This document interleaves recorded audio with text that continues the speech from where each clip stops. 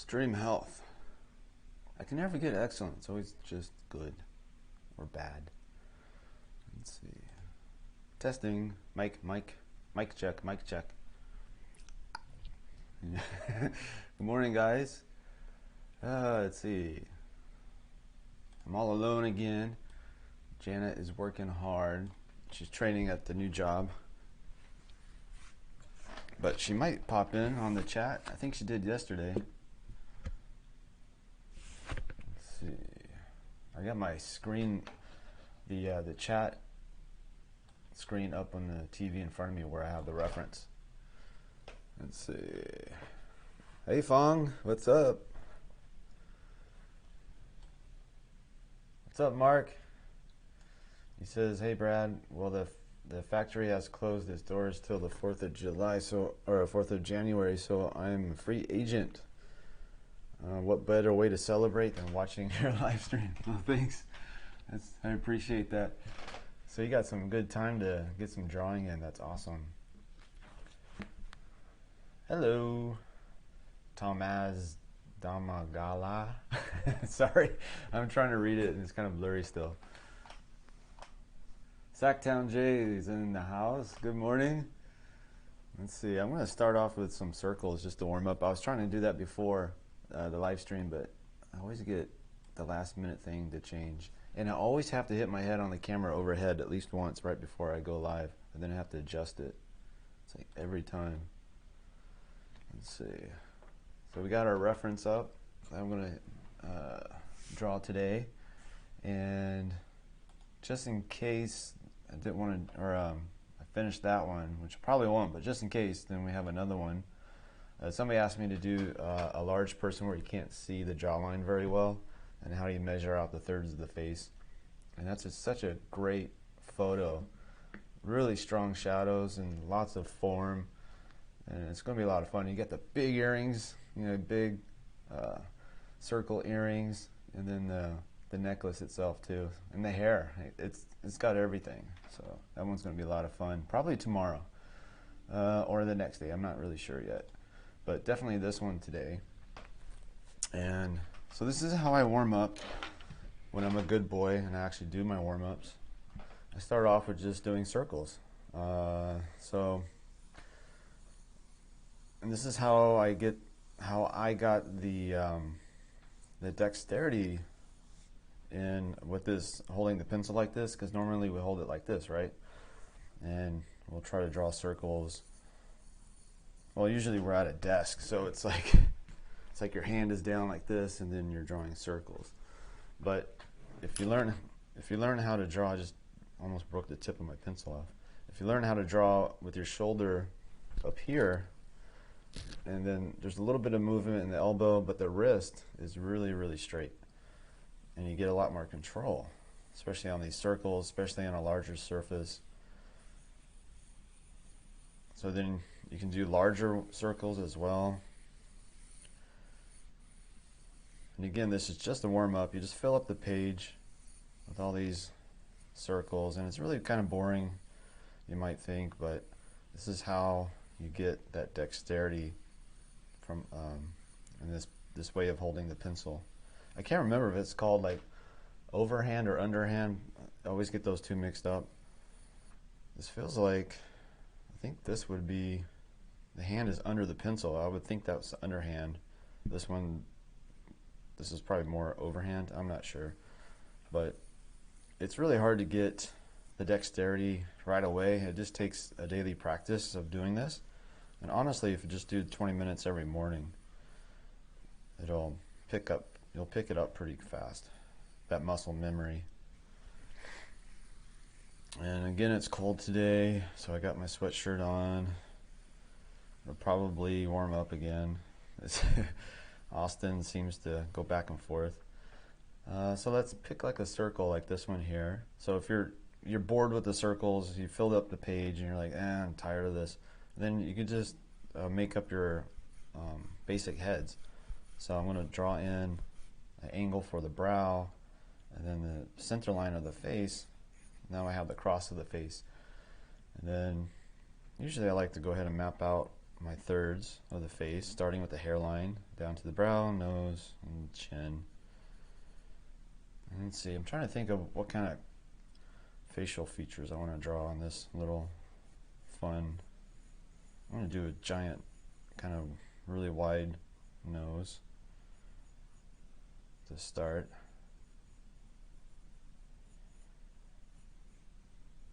That'd be kind of fun. And the arch of the brow. Maybe some really thin lips or something. Like the upper lip is really stiff and then his bottom lip kind of protrudes out. Let's do the far side. Let's do a little brow ridge. And that forehead comes up. Put a little extra on the back for the cranium.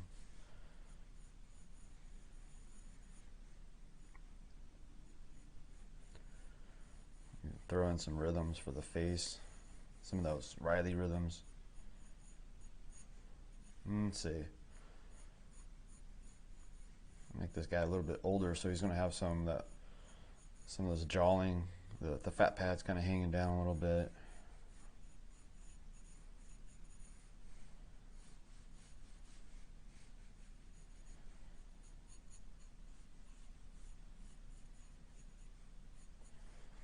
So you can take that circle exercise, and after you're done with it, you can just practice drawing your little made-up heads and stuff. Let's see. I don't know, what kind of hair should we do?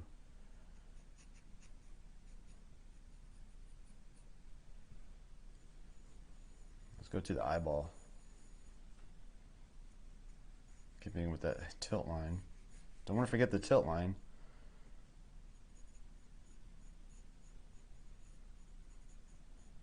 So we're drawing glasses today on this reference, and somebody asked me if I can go over that because they're having trouble with when they get a person with glasses, they don't know how to approach it. You can do it one of two ways. You can either ignore the glasses at first, then draw the eyes in, and then draw the glasses over, or you can just think of the glasses as a part of the face from the get-go, from the beginning, and then work from there. I like to use the glasses as a reference of the angle of the head, so I'll probably start off with the basic structure of the glasses, the basic angle, and then draw in the face itself, and then after that the glasses. That's probably what I'll do. This guy needs, I don't know, what kind of hairstyle should I do? Let's see, I'm not sure. Trying to read the comments. Hi everybody. Oh man, a lot of people. Cool. India is in the house. Hi India. It's an evening. It's in is it 12 hours ahead? Or no, you're 12 hours. Are you 12 hours after? If I had to guess, I would say, so it's 11 a.m., so it's like 11 p.m. in India. About that, I think, if I remember right. Draw her with a mullet. Which I gotta ease up on the mullet. Is it? Wait, my guy. Oh yeah, I'm doing a mullet today too. I didn't realize that. I just realized I'm doing another mullet. That's crazy. I forgot already. Well, let's draw this little made-up guy with the mullet. Let's see. Mullets are short in the front, and the party is in the back. I got the side plane. This is just a warm-up still, but I'm just having too much fun. So maybe he's got like some sick curls in the back.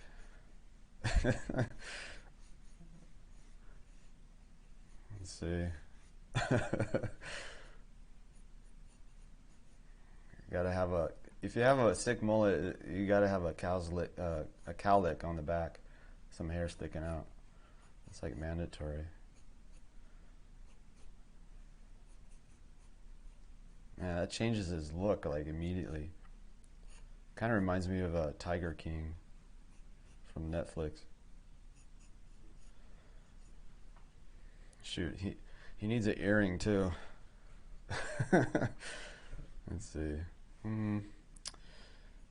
This guy looks like he would have one of those dagger earrings.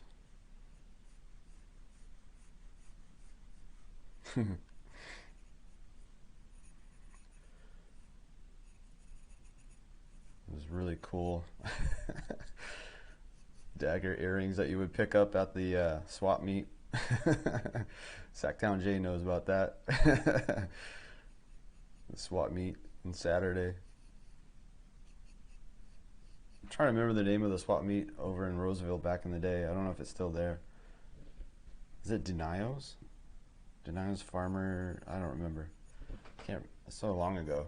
Southside had their own, but I can't remember the name of it either. I don't think I ever went to that one.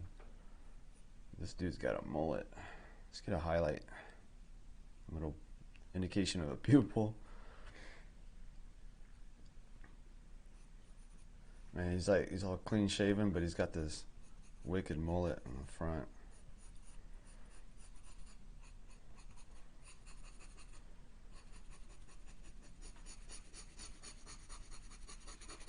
That's ridiculous.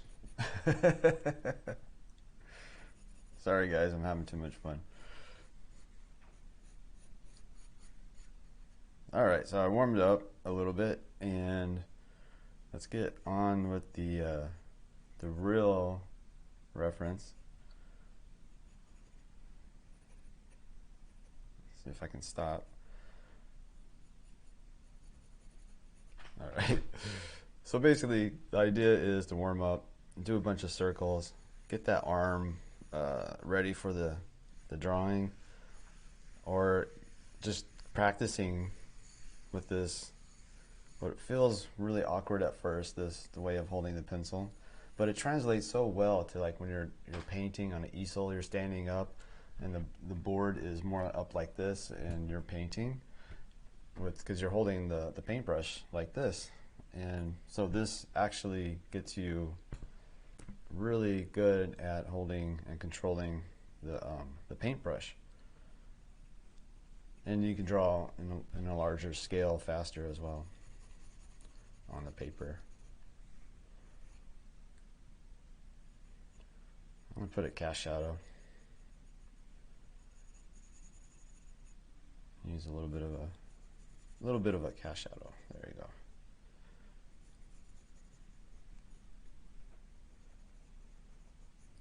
Nice. Silly little mullet. So let's take this paper off. And I'm going to throw it over here. Nice. It actually fell on the ground perfect. Got lucky. All right, let's see. Anybody else drawing along? So you got India, 11 p.m. It's 11 p.m. in India. So yeah, 12 hours. Denio's, that's right. Sacktown J. It's Denio's in Roseville. Folsom Flea Market. That's right. Folsom Flea Market on the south side. Is it south side? No, Folsom. Folsom. Yeah, I never went to the Folsom one. That's not on the south side. That's by the Folsom Lake, I would imagine. I think I've heard of it, but I remember the Denio's. They had a commercial. It was like Denio's Farmers and Auction. So stupid. But you can find all kinds of cool jewelry down there. All right, enough of that. Let's see. Where's my reference? Cool. All right, got the reference. Ready to draw. Got my pencil. I sharpened up a bunch of pencils today. Should last me a good week. I think about 5 pencils sharpened will stay pretty sharp for about a week or so. Then I have to go back and sharpen some more. Why is it so crooked? Is it because I hit it with my head? Let's see. Let me move over just a little bit.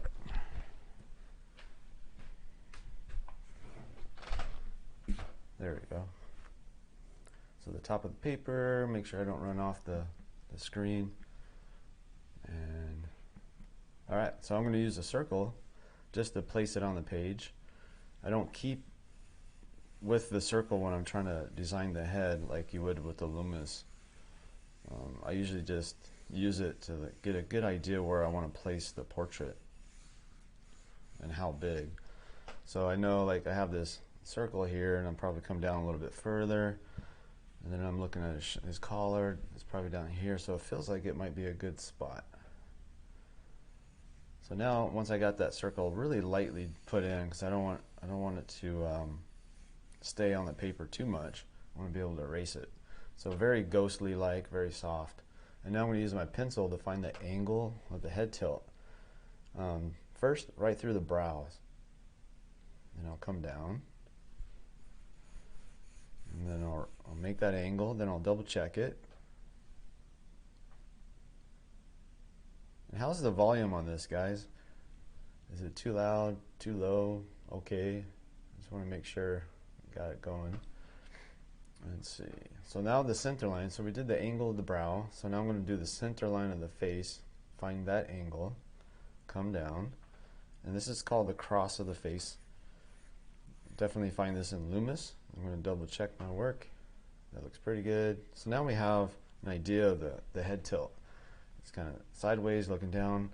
And of course we're looking up at him, which is a really cool angle, because we get to see kind of like the boxy shape of the head. And I'll talk about that a little bit when we get there. But right now I'm going to look for the thirds of the face. See, Team Ghost Rebel says it's nice. Okay, thank you. Cool. I was always worried about the sound. And let's see. And Jana, like I said, Jana, she might pop into the chat room, but she's actually on the other side of the apartment in her office, working away. So let me measure the thirds, because we're at an extreme head angle. So we're down below the guy, we're looking up.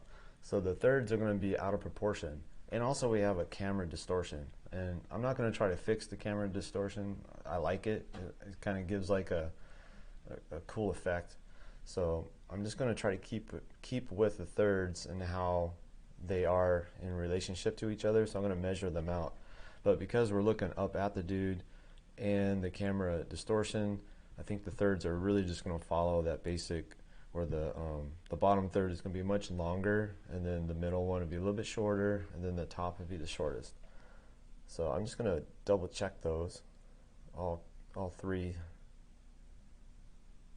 sections. The bottom third, I'm going to check it with the top, or the middle, I should say. So the bottom third, I have it maybe about right here, because it's a little bit above the brow ridge. Yeah.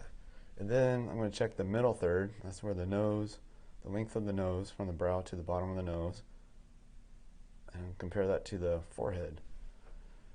And it comes to about right here. So yeah, I think I'm in the ballpark. So I have the bottom of the chin, bottom of the nose, brow line, hairline.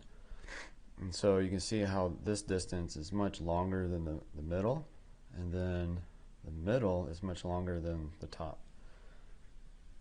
All right, coolio. Now I'm going to look at,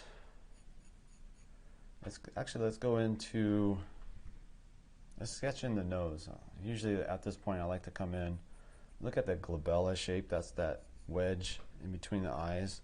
It's also called the keystone. And then off of that is the bridge of the nose. You can find the angle with the pencil. I'm going to try to go slower, I think, today to really explain the process here. I'm going to bring that curve of the teeth cylinder out too, and erase that initial cross of the face. And looking at the bridge of the nose, double checking it. Okay, and then the angle on the bottom plane of the nose, the overall angle.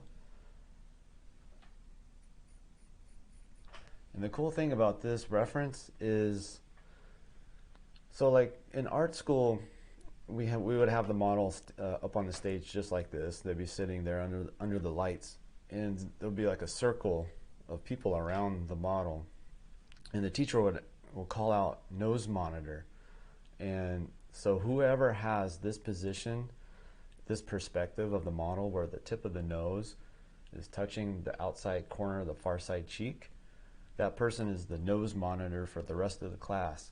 So every time we take a break and the model moves and gets up, checks, their phone or whatever, and after 5 minutes they come back and take the pose again, we can use that nose monitoring position to place the model in the correct position again.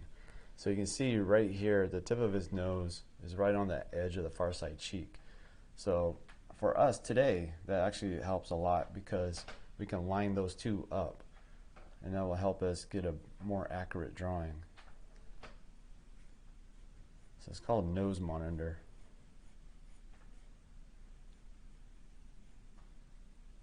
And I was pretty shy when the first time I was taking classes there, and I really didn't want to be the nose monitor because I didn't want to boss the model around.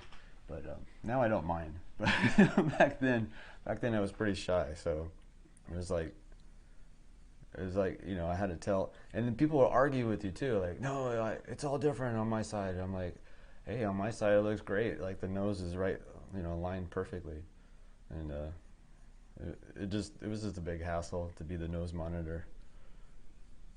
You had to be tough. I'm just kidding. Let's see. So I just sketched out the basic shape of the nose. I'll come back to it later and make sure it's in the right spot and everything. I just want to make this brow line across. So I know the cheek touches the tip of the nose, so we can actually just come down here and throw this S curve. So you have the cheek and it comes down to the chin. It's a nice big S curve. It comes out. It's like a stretched out S curve actually. There you go. And then it comes up about right here. Then we have the brow ridge, which protrudes out pretty good. You see that more in males than females, that really heavy brow.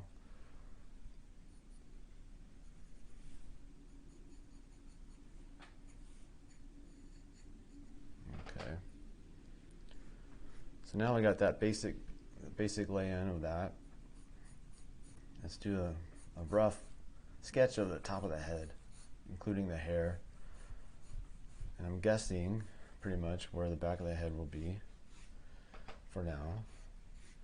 So next I'm going to take from the tip of the nose to the outside of the jaw where that might be. So that back corner where the ear will sit, I'm going to take from the tip of the nose to this point here and compare that to the length of the face. And usually it lands somewhere up around the brow. So it might be about right here. Then we'll rotate it over, and you can see we might need to move that over. So I'm going to check from the tip of the nose to the back of the jaw in front of the ear, and then rotate that measurement, compare it to the length. And it's actually short. It's a little bit shorter than the brow line. So the back of the ear is right about there. So let's make sure we get the angle of the ear sitting on, okay, that looks good. Let's get the overall angle of the bottom portion of the mandible.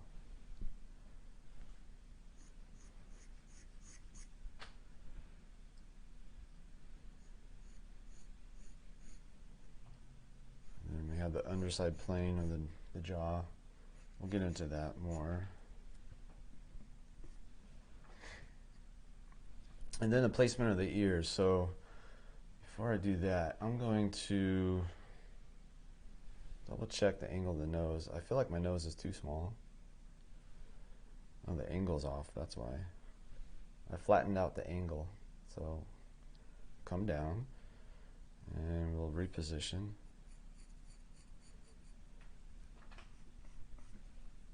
That's why it's really good to keep checking your work over and over while you're doing the lay-in phase. like I say, once you go into the full value and you have to make a major change, it's really painful. But if you can do it ahead of time, that's the best.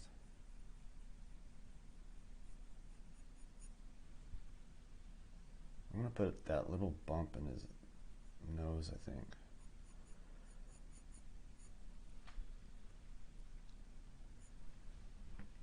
Let's see. Can't tell if I'm making his nose too small now, or I usually go too big, so I'm tripping out if I'm making it too small. I'm going to go bigger. Just a little bit. There we go.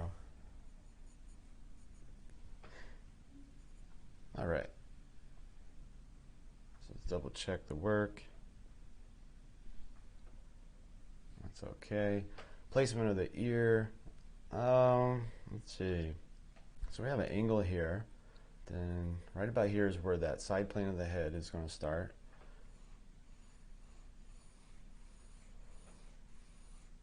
That comes from both Loomis and, of course, the Riley method. And then we have the back side of the eyebrow.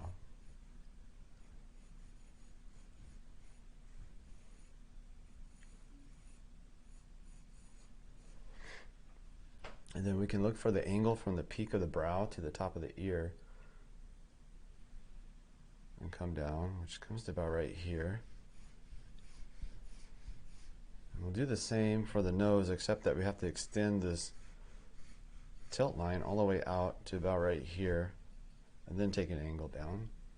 So it's kind of, or you can just go, let's do this, because I want to show you that box that the head is in. So you have like this corner of the box, right? And then the other side of the box.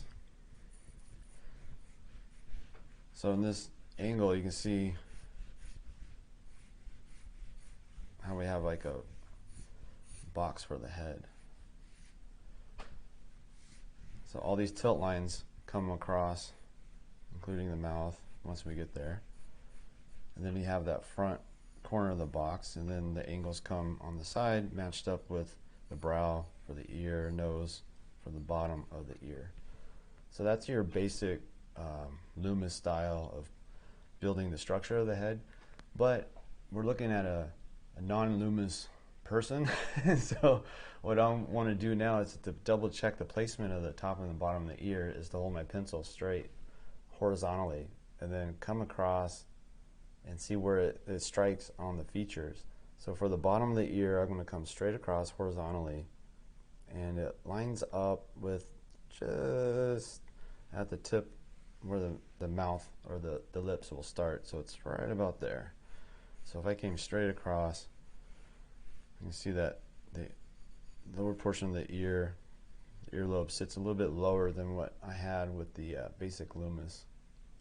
So now I'm doing the same thing for the top of the ear, and it cuts right through where the eye will be. So that matches up pretty good. So now I'm just going to place a very basic shape of the ear in. And he's got like a almost connecting earlobes. Can exaggerate that a little bit. Kind of adds to his character. And the corner of his jaw is probably down about right here. That gonial angle comes down. So I'm going to erase all these lines I just did, just to show the two different methods of finding the placement of the ear. One very basic Loomis, and the other one more related to the reality that you see in front of you. Both are good. It's good to learn the Loomis, especially when you're first starting, because it makes everything simple. But at some point, you kind of have to let go of it a little bit and trust the model that you see in front of you. But you have to start somewhere, and the Loomis, I think, is probably the best place to start when you're drawing faces.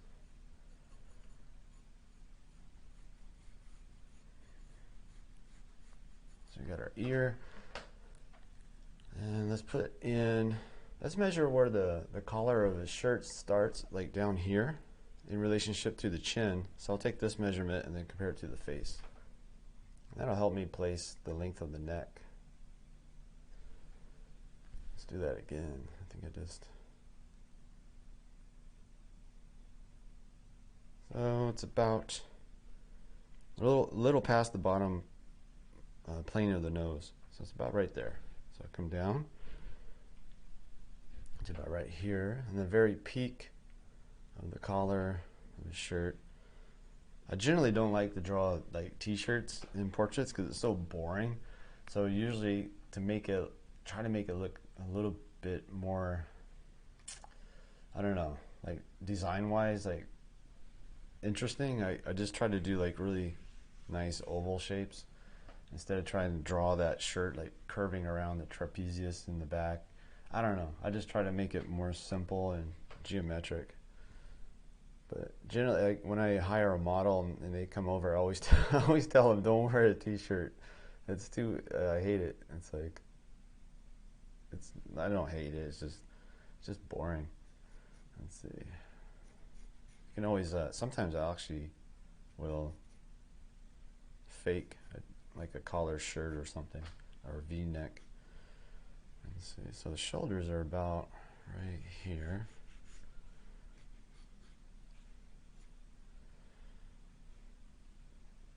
Actually, no, I went too low.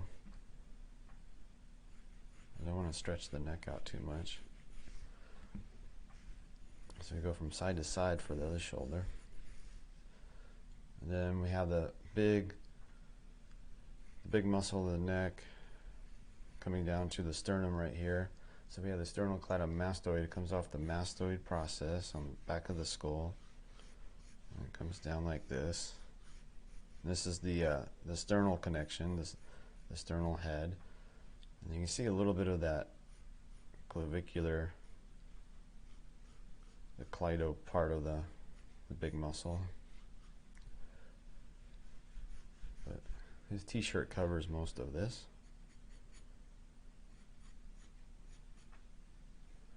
And then the back of the neck.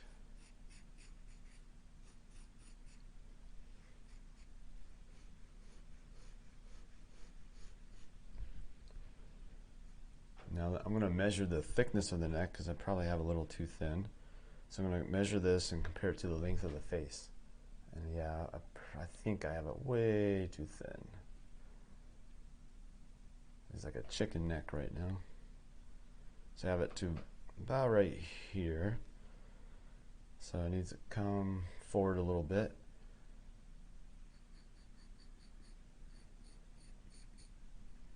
Or come out on the back side and curve this a little bit.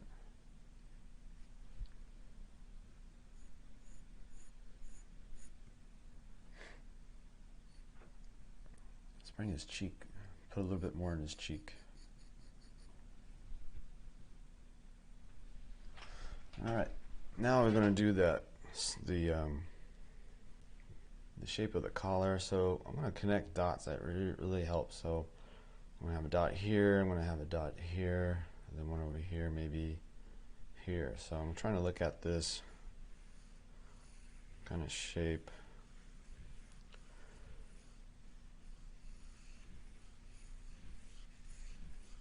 And sometimes it helps to draw all the way through and then erase it.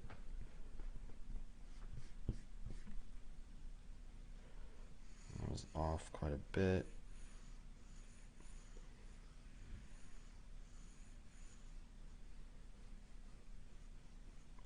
There we go. You don't have to draw it all the way through, but I was just trying to show that. Usually I'll track it and then come over and track here, meaning I don't draw it, but I track my hand over, and then I drop the pencil to the paper. Oh, I forgot to tell you. So I've been thinking about the time for the live stream, and I'm going to change it. So right now I start at 11 o'clock my time, but I'm going to move it back 2 hours, so it's going to be 2 hours earlier. So that would be good for India for sure, because I think it's like late at night, like 11. Well, it's not too late, but so instead of 11 in India, 11 p.m. is going to be 9 p.m. And then here in the Central Time, the United States, I'm going to do it at 9 a.m. And then, yeah, so just basically 2 hours earlier. I think that'll work really well because I was looking at the analytics on YouTube, and that's where most of the most people who watch the live stream, or not the live stream, but just overall on the channel, is during that time. Because the live stream right now is a little bit too late for most people, I think. So I'm going to give that a try. So tomorrow it's going to be 2 hours earlier. That means I got to wake up 2 hours earlier, which is actually matches up perfect with my girlfriend's new work schedule. So we'll actually be waking up at the same time. For the longest time, we both had like different work schedules, so it's really nice to have similar, same time now. Let's see. So I'm just taking my time looking at the overall shape of the big blocky shape of the head. Let's see. Yeah, Team Ghost Rebels says thanks. That's right. Saman, what's up? The one girl in the chat. That's funny. So yeah, you only have V-necks. I have no sense of fashion because I am a very lonely guy. I don't have any sense of fashion either. It's all hoodies and shorts. I either go like, oh, it's warm outside, and then I'm like in shorts, and then it's like, oh, it's cold, then I go into a hoodie and flip-flops. We'll see when it snows here. I think it snows here. It snowed in Austin really bad in February, this last February. I wasn't here, of course, but I saw it on the news. It was like a big kind of like ice storm kind of a thing. So I was looking at the peak, or not the peak, it's like the split in the hair right here, you know, from that cowlick kind of area, and I was trying to match it up with the features and see where it lands, and it lands right on the edge of the ear, the beginning of the ear, if you do like a straight up and down vertical line. So that's how I find certain placement of things. So another thing I'm going to look for is there's a tendency when you're doing like really highly angled perspective of the head is to your brain wants to take the extreme angles and flatten it out. And what I have to look out for is the distance, let's say from this point of the top of the head to the ear. I might try to widen that, trying to like, my brain is trying to fix the problem of the angle, right? So I'm trying to like make sure I don't do that. So I'm going to measure from the top of the ear right here to that point where the hair kind of splits. And I'm going to find that distance, compare it to the face again, and then see if I have it too long. Because I'm starting this, I think that's what's happening. I think that's what I'm going to wind up doing if I don't check it. Because right now it looks, in the photograph, I think it's really more like this. Like there's like this really nice angle that comes down, probably even lower than that. So I know that I run into that problem, and other artists do too, and that's just because our brain is trying to fix the extreme angles for some reason. So I got that, come down here, and it's not even to the nose, it's like right about there. Yeah, so I need to move that point to about right there. So I need to erase the top of his head, and then I'm going to take that angle, I'm going to find the actual angle this time, and it's, yeah, so the brain tries to flatten out angles, and it tries to stretch out like the foreshortening of things. It's really kind of funny how it does that.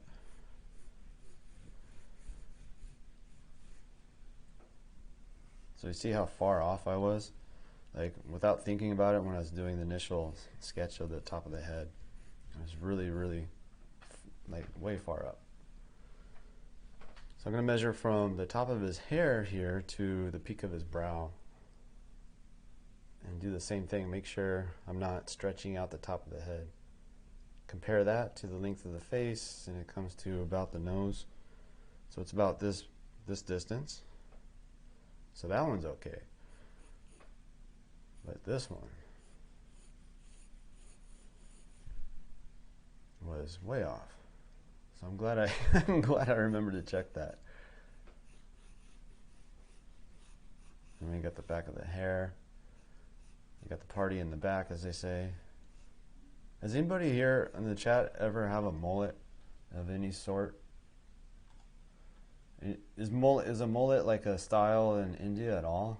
Like, it must be. It's such a powerful look. How about you? How about you, Sacktown Jay? Anybody mullet? Sacramento had a lot of mullets, especially in the '90s. I'm gonna exaggerate the party in the back. I'm gonna make it more of a party. I'm gonna kind of like tousle it. Maybe he just got off his motorcycle. Maybe he was like, you know, let's see, what kind of motorcycle would he have? He would have a Honda, like a 1988 Honda motorcycle, barely hanging on. He probably went down to the arcade market and got some milk. He had to go get some milk, and of course he's wearing American flag. Yeah, American flag, sweatpants, flip-flops. He's got one of those leather bracelets on with the studs, and a tank top. He definitely has a tank top. And this dude does not wear a helmet. Nah, he's too wild for that. But yeah, it's like 1 in the afternoon.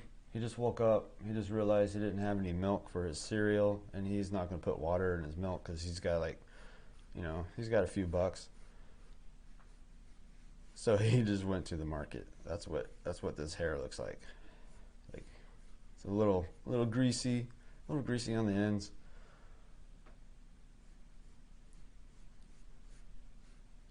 Let's see. I don't want to get it too contrived. Let's try this. Let's try to make this into one kind of like block of hair. Then this one a little bit, and then a little jagged. His girlfriend cuts his hair for him.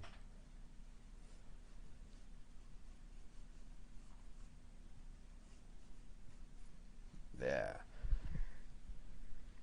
I envision him wearing like some Oakleys, like those 1990 really broad Oakley glasses, but today he's wearing his reading glasses.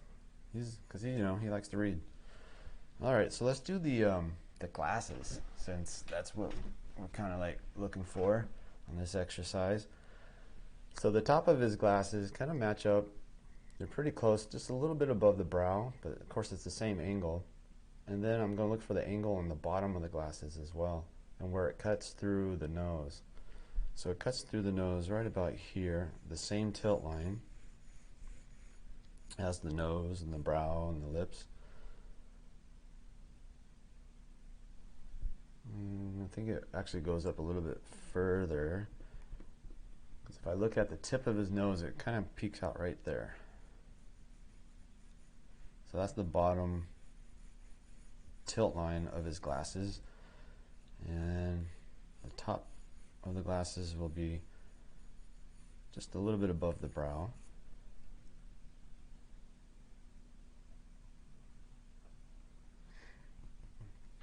So now we know the top, we know the bottom, and I'm going to look for you see where the hinges are on his glasses. So like this little notch right here, the hinge.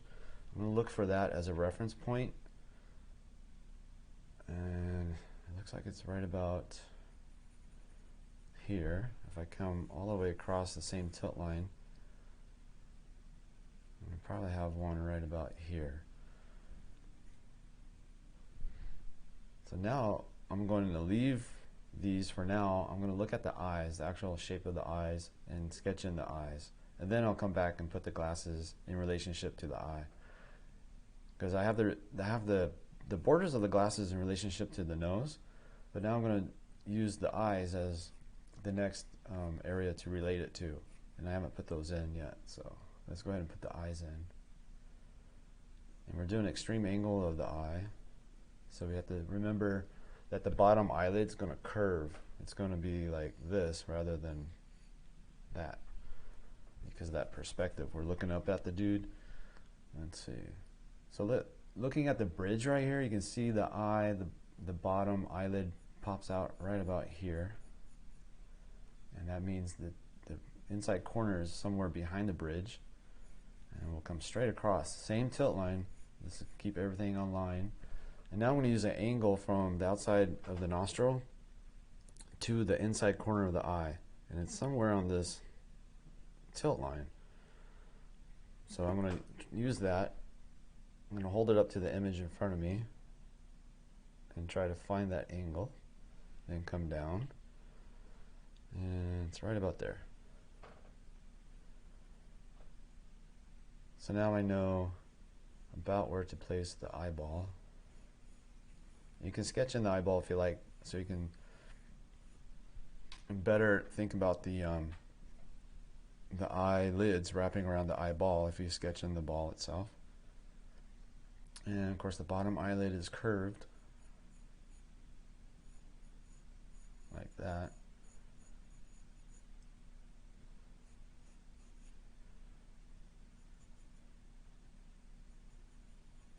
And then the eyelid on top curves around the sphere, comes down.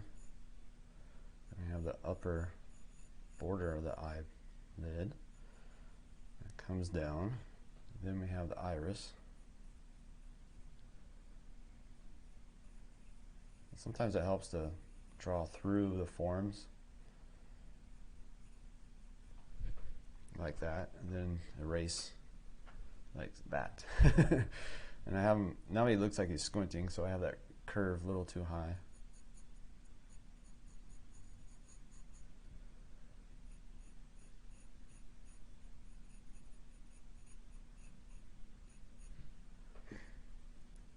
And his eyes kind of come down to about right here.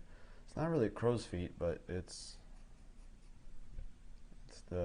has a pretty long eye right there. It's pretty large. And then we have the brow ridge itself. I'm going to go ahead and draw that structure because it looks really cool. It's very geometric.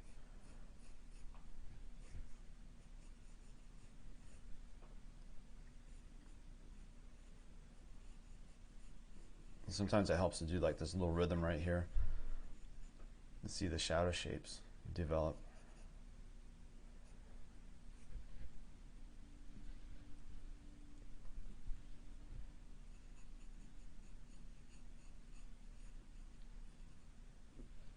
And he's got a highlight, that's cool.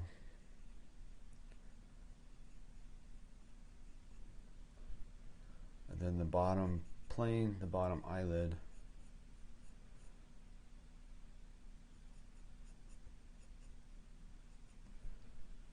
Take away some of those lines that we put in earlier. We want to keep that one for the bottom part of the eye or eyeglasses. Let's come over here and finish this eye.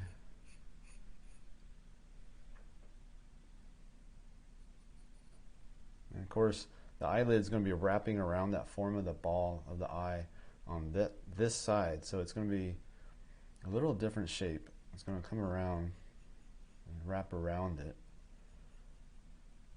That, and then come down.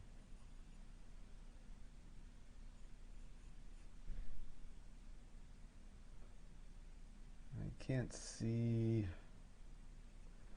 Let's put a little highlight right there. It's hard to see. And then his brow ridge, I'm going to make it protrude out a little bit more.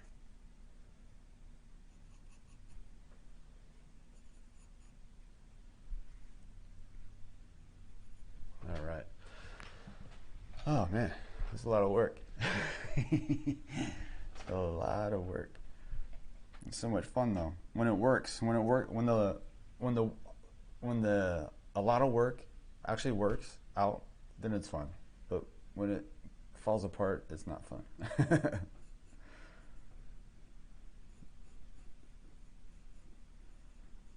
Just putting the underside plane of the nose in real quick.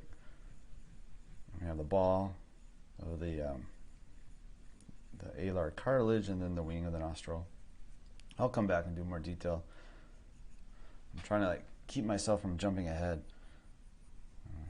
It's really hard. Okay, so back to the eye. So now let's do the eyeglasses. So now I have a basic idea of where the eyes are going to be. And I should probably check the angles to make sure I'm good.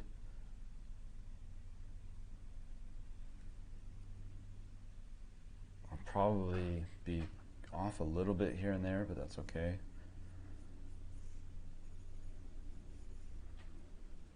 I'm going to bring the tip of the nose. I feel like the ball of his nose isn't big enough. It's really weird. I don't know why I'm making somebody's nose smaller. Usually I make it much too big. And today I'm having the opposite. There we go. That's better.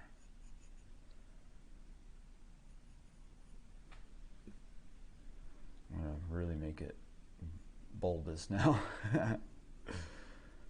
All right, let's do the glasses. So we have the top, we have the bottom of the glasses, we have our estimate of where the hinge of the glasses are, and from this side now I can see better where it would be, and I think I actually had it in the right spot.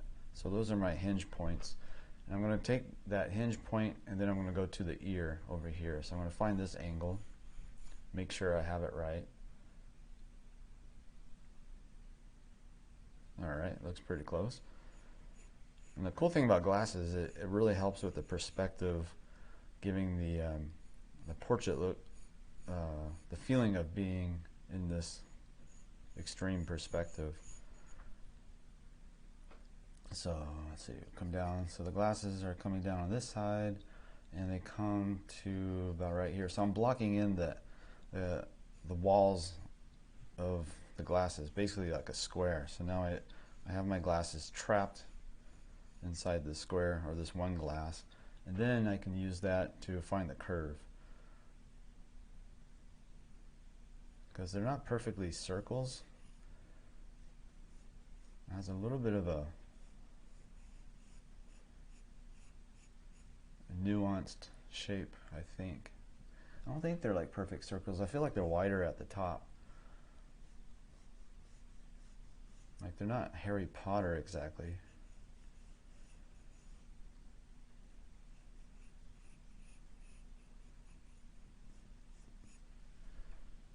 Something like that. And then we got the pad, eyeglass pad, right about there. So I'm going to do the same thing for this other side. Comes up. I think it's wider at the top, yeah, and then it kind of narrows down a little bit. And you can break this line on this far side a little bit, and it gives like a sensation that the glasses are on this side is kind of like in the background a little bit. And then we can find the angle of the far side glasses, the frame. It hits right about right here on the eye.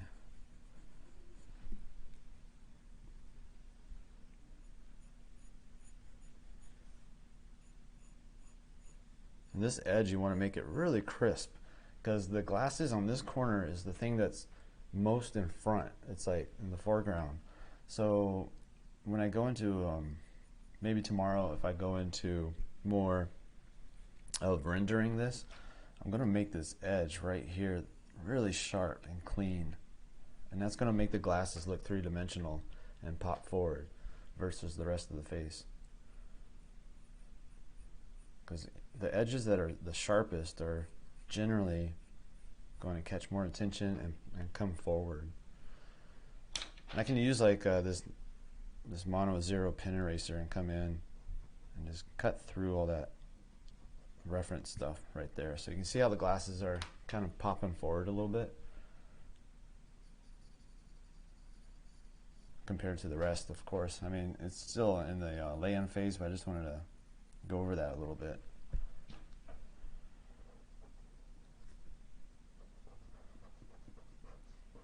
And then where's the hinge? A little box for the hinge.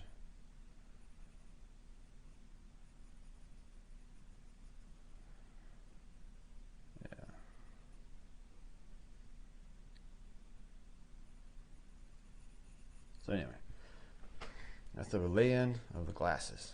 So we still have to do the lips. Let's see. I'm going to take a break and read your comments and harass you. Jana, nice lay-in, babe. Thanks. Everybody say hi to Jana. She's working hard. Oh, you're just stopping by. Let's see. You're not doing anything yet? She's in training, I think. She's trying to figure out their system. But she's really smart. She sees strings. It's like our joke, because she's really good at seeing like flaws in movies, just everything. We play this game that's called Slug Bug, and I grew up with this game where if you see a Volkswagen Beetle on the road, you punch the other person and yell Slug Bug. And I mistakenly showed her that game, and ever since then she's been punching the hell out of me. I swear to God, like every day, like we go out somewhere, and she'll like find the bugs before I can find them and just punch me. So it's called Slug Bug. I think in other places in the country it's called what is it called? It's not Slug Bug. It's I can't remember. But same concept. If you see that make of car, that the Volkswagen, and then you just punch the other person. And it's distracting too, because they'll be talking about like a story or something now, or telling her what happened, and then all of a sudden she'll like Slug Bug, and just like punch me. So anyway, let's see. I would draw the eye sockets only and use the glasses as a focal point. Oh yeah, that's a good one too. So drawing the eye sockets and then using the glasses as a focal point. Sometimes with like the shading, like heavy shadows and stuff, I'll do the I won't even think about the glasses. I'll just do all the big shapes of the shadows, and then I'll come in with the kneaded eraser or the pen eraser, because I got more control, and then I'll just pull out strategic little areas of the glasses, like little highlighted areas, so you might only see really like 10% of the glasses, but it's just enough for it to read as glasses. So that's another way too. Let's see, it's all kinds of good ways. That's similar to how I'll draw like hoop earrings in somebody that has like really dark hair. Like I'm not even thinking about the earrings, I'll just draw everything in, and then pretty much at the end of the drawing I'll come in and pull out some of the highlights. Let's see.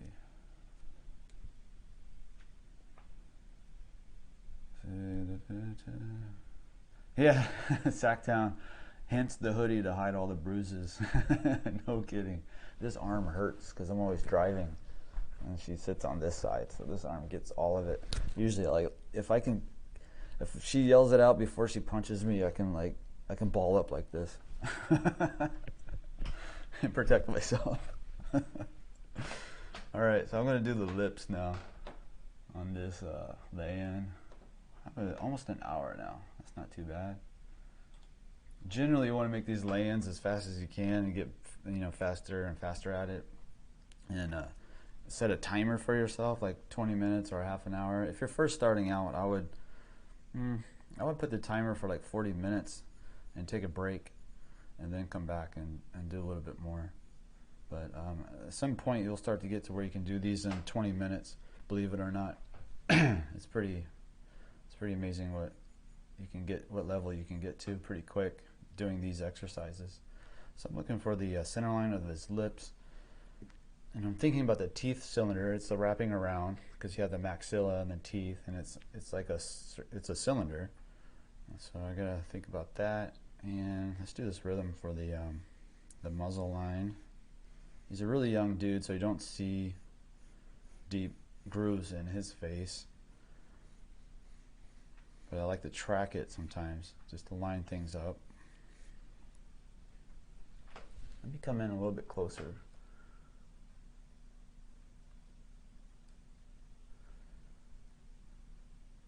Try to get this guy in focus a little bit better and closer.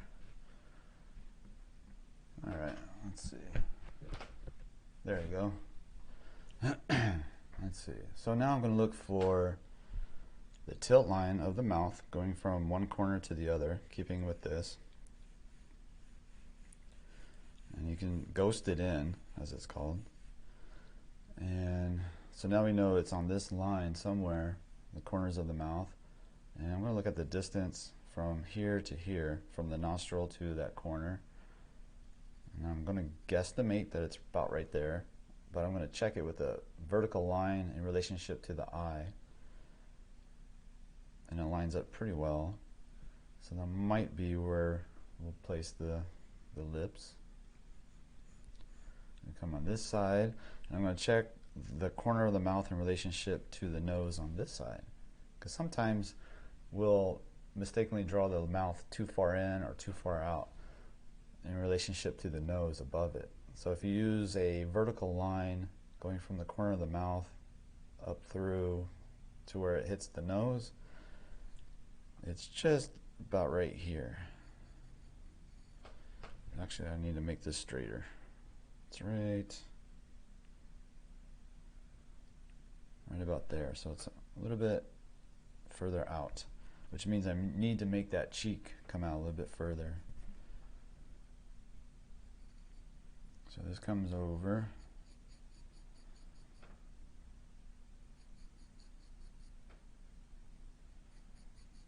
And then the chin, I'm going to check that as well. So that might need to come out further. Yeah.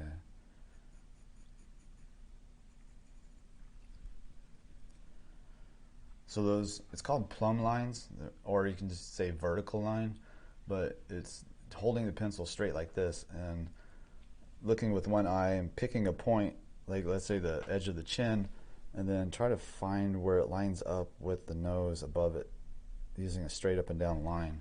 And then you can come to your paper and come and find that same point and identify the relationship of things to each other.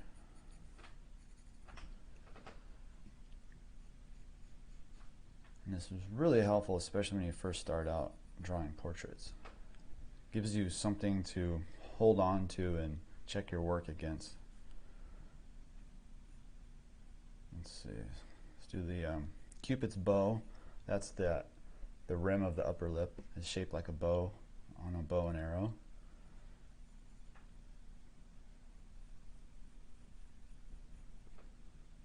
And I'll come over here. And we have it. You can see his philtrum, which is it's that little notch underneath the nose, above the lip, and it's not covered by any facial hair. And the cool thing about I like to look up the origin of words, and philtrum, it comes from a Greek word that means love potion. And then I think about the Cupid's bow, and then the love potion above it. It's kind of funny. So I guess it said that the ancient Greeks were really were really infatuated with the philtrum for some reason. It was like a very beautiful thing to them. Very what do you call it? Like fad or something? I don't know. Let's see. Let's come over here. So this far side portion of the beard, or the mustache, I'm going to make that edge pretty sharp so it'll help the nose kind of pop out forward a little bit. So right here in the corner, and then we have that far side nostril. So I'm going to make those really sharp, and then it softens up as it comes out. And I'm going to make his mustache on the far side kind of like, you can see it overlaps, it kind of comes out from the S-curve of the cheek, but I'm going to exaggerate that just a little bit. I want to show that overlapping the cheek. He's got a cool mustache too. I like how it kind of curves around. You can get some texture. I kind of want to make it like handlebars. I really, I really want to make this guy like,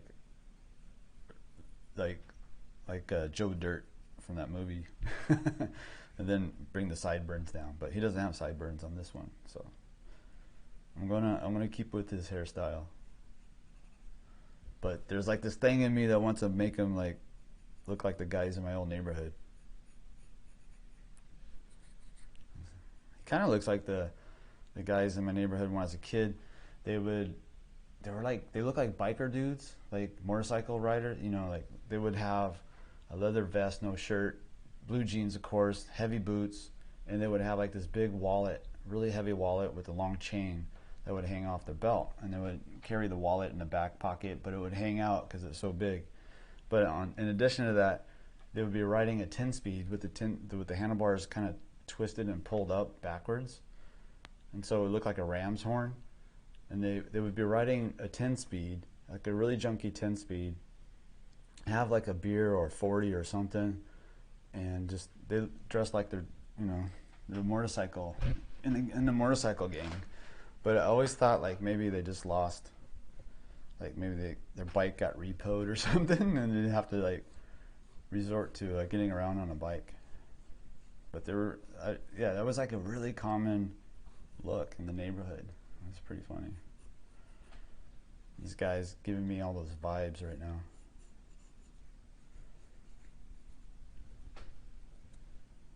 Okay. I'll save the hair. I'll save the hair for later. I'll go back to the lips. I'm getting distracted. Alright, so we got the upper lip, and then we got the bottom lip. Now I'm going to look for the bottom plane, and it looks pretty flat and straight. I'm just going to put a little notch right here. And then, of course, the upper lip kind of sticks out, curves around.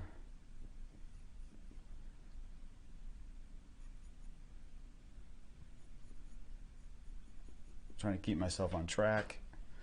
And then I'm going to do a little rhythm for it's called the column of the mouth. And it's this nice little rhythm that comes off the chin rhythm, and then it comes around or wraps around into the corner of the mouth. And it's this guy right here. And it matches up with the other rhythm for the nasal labial, and then it comes down into the rhythm of the chin down here. So you have these nice rhythms from the Riley method that mimic the anatomy of the face, basically. So it's like, I call it like a shorthand for anatomy, because it gets you in the ballpark as far as like what's going on and with the plane changes. But yeah, it's just really very useful, the rhythms of the face. Let's see, let's come over here. So now I'm going to do more of the plane changes of the face a little bit. So let's start with the cheek rhythms from the Riley method. There's like 3 different rhythms basically for the cheek. There's one that starts, well, they all start from the corner of the mouth. So let's do the first one. The first one comes from the corner of the mouth, comes up to here, touches the outside of the nostril, and then comes over to the ear. You don't have to draw this super heavy. It's just to give you an idea where the plane changes will occur. And again, it depends on the person, so you don't want to hold too tight to it. But if you see it in the person and it matches up pretty well, then you can go ahead and use it.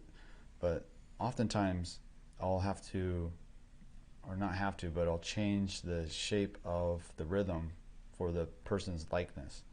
And so like right here, you see this value change. So we have light hitting here, and then here it gets a little bit darker. There's a little bit of a midtone, and then not an edge so much, but there is definitely a change in value from this portion to this portion, and that's following that rhythm right here. So sometimes I'll place in this really soft rhythm, like I did yesterday with yesterday's drawing. The day before, when I did the lay-in, I did the rhythm, and then the next day I had a reference point, kind of like to remind me of where the edges of the midtones were. So that's what we're doing here. So we know that the plane change is happening right about there. And then we have one here as well. We got the side plane of the head.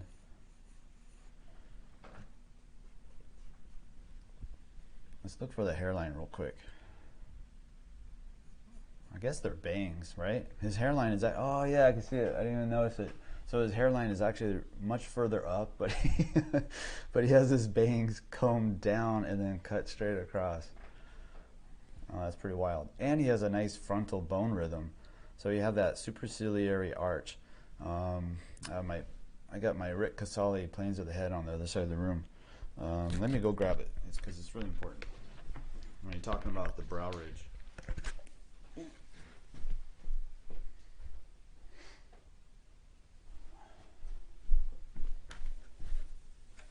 Trying not to hit the camera. I'll put a link to the to this head. This is a really good, really important Plains of the Head sculpture by Rick Casale. I'll put a link for him. So Rick Casale, that's R-I-C-K. His last name is Casale, CASALI.com, and he makes these really awesome tutorials. And this is a Plains of the Head from one of his tutorials. But you can see there's this nice superciliary arch. Looks like a little wing on both sides right here. And what happens is it creates like this little notch and then rhythm. So you'll have this frontal rhythm right here, this really nice circle. And you can see that on him in the photograph. Hold on a second. Excuse me. So on the photograph, you can really see it right here. You can see that plane change, and it gives like a little value difference. So there's like a highlight running along here, and then there's like this really dark area right here. And then, of course, the zygomatic process of the frontal bone picks up more light on this side. So I'll be making a video on Plains of the Head shortly. Look out for that. But yeah, try to pick up. You can order these off of his website. They're really expensive, but man, they're really good too. So hopefully he'll mass produce them. That would be really helpful for us. Let's see. So again, that superciliary arch. You can see like this. There's like these little wings right here on the sides, and you'll see this rhythm for the frontal bone. Come probably out to about right there. And then the plane of the side plane of the head, I should probably bring that up a little bit more. So you get this little change in value because the light's going to hit right here, and then you have a plane change. So if you were a bug going across the surface, you would drop down and come over and drop down again. So you probably wouldn't really, like when I first started drawing portraits in art school, I wouldn't even see this.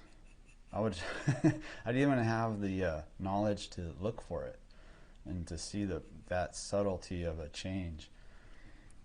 If I did, it was unintentional, and that's why early portraits kind of look dismantled and disjointed a little bit. The rhythms are off, and so they don't look solid like they should be or could be if I had known more about the anatomy and the Plains of the Head. So we got this nice rhythm. And I'm going to look at the hair, the bangs of his hair, since his hairline is actually up here. And then this is pretty cut clean right there. I think I like that little edge, that little sharp edge right here. Let me try to make that a little bit cleaner.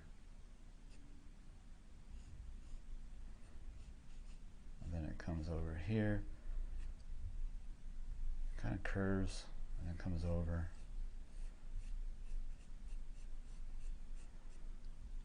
He's got one kind of sticking out and get some texture. I can work on that. Maybe tomorrow I'll do like a full value of this like I did yesterday. So you can see the hair coming up out of off the ear right about here. And then again with that angle, that really cool angle, it really helps us. And it curves down, because this is all going to have texture in it. I really liked doing that drawing yesterday because it had all that texture in the hair. It was so much fun. That was a blast. Alright, got some S curves in the hair, party in the back.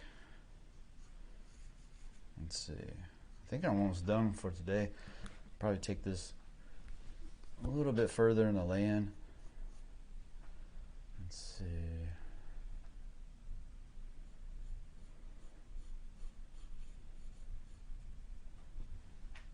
Let's do the ear. The ear is really important. People neglect the shapes of the ear, and it really throws it off. Like when I see a portrait, even before I knew how to draw an ear, but if I saw a portrait and it looked pretty good and I liked it, but the ear was kind of wonky, it really just brought the level of the portrait down. It was kind of distracting.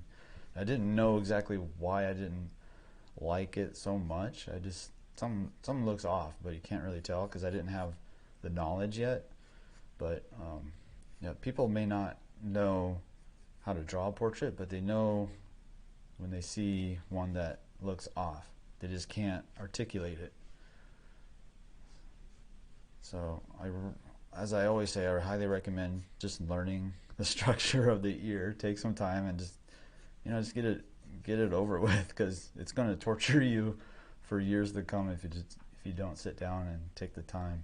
So we have this little area of all these folds, all these spiraling forms, and just take it one at a time. So we're just going to take the helix, that's the main one, and it's going to curve in and then curve around.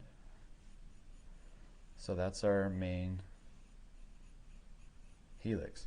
And then we have one that's called the antihelix, and it comes in and it has it's like a Y shape. It's kind of like this. And then this one is kind of like a 9, like you're drawing the number 9, and then you draw a Y over it. So the antihelix comes in and kind of curves around, and then the Y portion is this little notch. So that kind of helps you think about the structure a little bit. And then you'll have this C curve here and a C curve here, and then you'll connect those two. And this C curve is called the tragus, and then the other one's called the antitragus. So we draw a C curve and draw a C curve, and then you'll connect those two. Then you can look for the form shadows in the ear.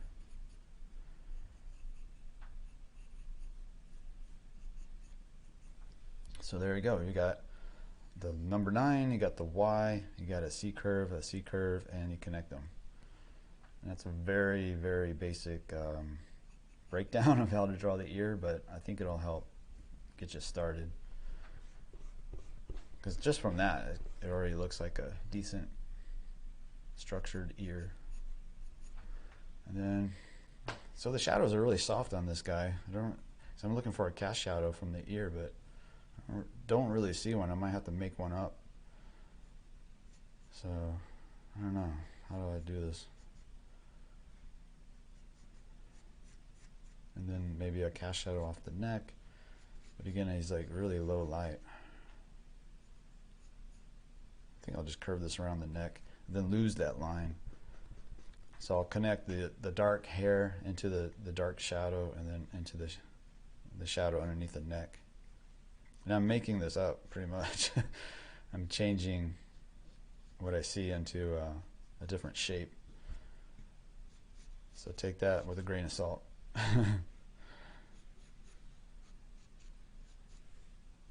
Fake it. I'm just trying to fake it. I think I need to open up his eye a little bit. Have it kind of squinted in. So I think I'm done, guys, on this lay-in for today.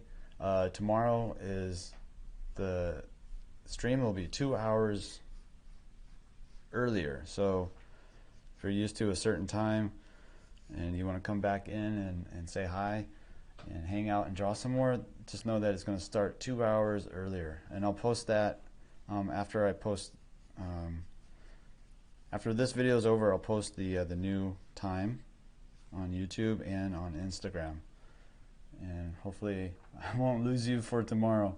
But for now on, I'm going to do the same time throughout the week.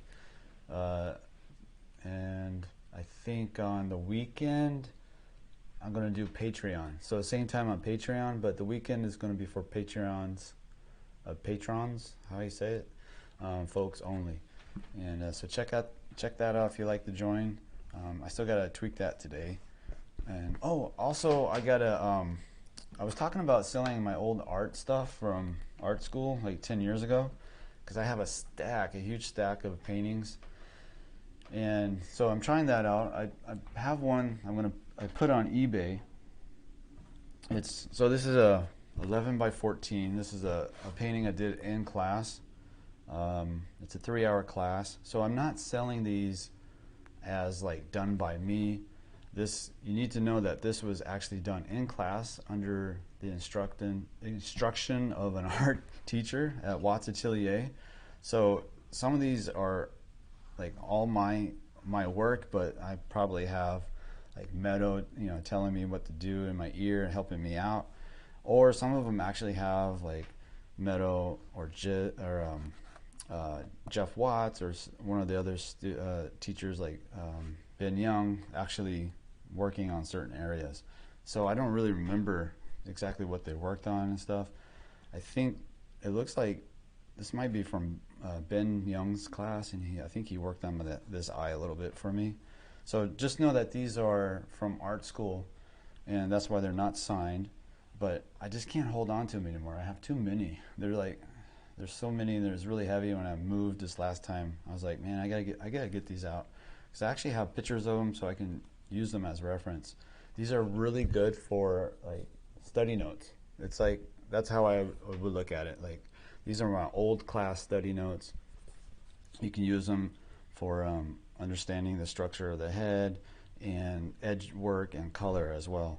So if you like to get one of these, right now it's $1. It starts at $1 bid. I'm just going to let it ride out for 7 days. This is on Frederick's archival canvas panel. It's a linen over hardwood core. So it's pretty hard. It's actually pretty heavy too. And it's got a lot of thick paint on it. It's oil paint. And so yeah, check that out. I'm just going to test this one out, see if anybody wants one. Hopefully I can get these out. At least, for some art students it might help, because I really liked having these, and I would buy like other people's studies too when I was an art student. And I have, actually, where is it at? Oh, it's still packed away, but I got some other students' artwork that I traded for. So check that out. It's on eBay. It's in the link below. See you guys tomorrow. We'll finish this guy up tomorrow and maybe get to the other one, where I'm not sure, but we'll see. I really appreciate you guys coming in. And let's see who is here. Fong, yeah, Saman, Iman, Adriana, and of course India's in the house. Team Ghost Rebels. It's good to see you guys. Good to see you all. I'll see you tomorrow. Have fun and draw. Keep drawing, guys. Bye.